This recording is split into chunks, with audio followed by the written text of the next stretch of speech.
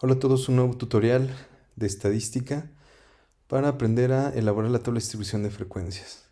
Aquí tenemos la información del ejercicio donde nos pide redondear la amplitud a la unidad mayor. Eso hay que tomarlo en cuenta. Esto es una modificación. Comenzamos con el conteo de datos. Vamos a utilizar la función contar. En este caso, seleccionamos el rango de datos y esto pues, nos da el total de datos que vamos a trabajar en este ejercicio. Ya se muestra población.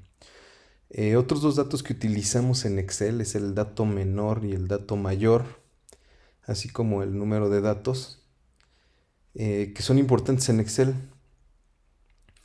Para el dato menor es la función min, seleccionamos el rango de datos, cerramos paréntesis y enter. El dato mayor, la función max es igual a max, seleccionamos el rango de datos, enter. Okay, a partir de aquí continuamos con lo que hacemos en el salón de clases, que es número de clases. Con la regla de Sturge, si no nos dan el número de clases, lo determinamos. Lo primero es hacer la operación del logaritmo de base 10 del número de datos, que para este ejercicio son 80, entonces seleccionamos la celda en donde esté el número de datos de 80. Una vez que hicimos esto, encerramos entre paréntesis lo que acabamos de hacer y a este resultado le vamos a multiplicar el 3.3. Listo. Igual, cerramos todo este resultado y ya nada más en la fórmula vemos qué es lo que nos falta, que es sumar el número 1. Y listo, enter. Aquí ya tenemos nuestro número de clases. Ahora sigue el rango. El rango es una operación muy sencilla, el dato mayor menos el dato menor. Seleccionamos las celdas en donde tengamos ese resultado. Y por último, la amplitud de clase, que ya sabemos que también vamos a utilizar esta fórmula, que es el rango entre el número de clases. Seleccionamos las celdas y listo. Aquí en el ejercicio nos pide redondear la unidad, pero hacia arriba. Entonces lo que vamos a hacer es utilizar otra función. Aquí vemos las funciones que nos proporciona Excel. Vamos a utilizar la que dice redondear punto más. Entonces vamos a redondear a la unidad, pero hacia arriba, la próxima unidad. Por ejemplo, si nos hubiera salido 4.1, tendríamos que redondear a 5. Nos pide el número de decimales, pues es 0, ¿ok? Y nos va a redondear hacia arriba con esta función. Entonces aquí depende mucho de las indicaciones o de la persona que esté haciendo el estudio estadístico para determinar el redondeo, ¿ok? Aquí en este caso estamos redondeando hacia arriba y a la unidad. Comenzamos a elaborar nuestra tabla de distribución de frecuencias con las clases. Nos damos cuenta que tenemos 7 clases, vamos a hacer ahorita nada más esas 7. Como ya redondeamos también la amplitud, pues muy probablemente nos den los valores dentro de estas 7 clases.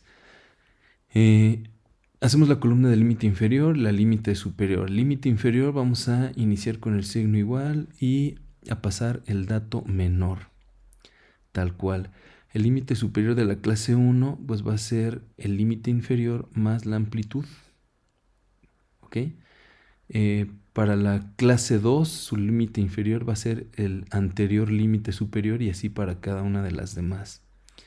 Aquí en el límite superior de la clase 1 simplemente hay que fijar la fórmula para que al arrastrar no se cambie en la suma que estamos haciendo con la amplitud. Aquí nos podemos dar cuenta en el límite superior de la clase 7 que sí caben, el valor máximo que tenemos es 83, entonces aquí sí caben todos los datos. Eso quiere decir que no tenemos que hacer otra celda. Aquí ya estoy haciendo también la frecuencia absoluta. Bueno, ya saben, aquí hay que ponerle subíndice si es que pueden. Digo, en el ejercicio de examen no lo voy a calificar, no va a ser necesario. Entonces, aquí antes de sacar la frecuencia absoluta, estoy sacando límites reales.